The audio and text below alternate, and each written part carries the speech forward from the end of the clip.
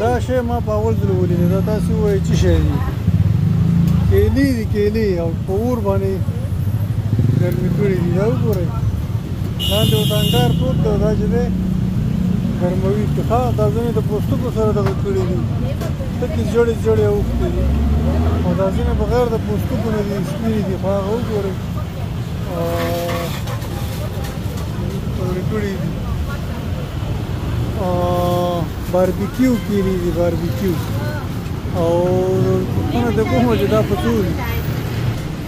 دا زیړې چې دي دا په 15 بات باندې یو دانه ده او دغه چې دی دغه په 10 بات باندې ده دا یو دانه ما راکړه ده بل بات ولا ورکوم ټیک دي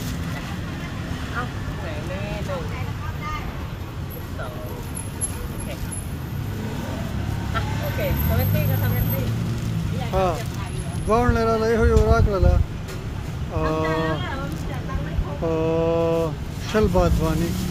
مخکې وایي چې دا یوه په 15 ده او بله په 10 ده چې کوي چې خوند یې څنګه دی ګرمه خو شی دی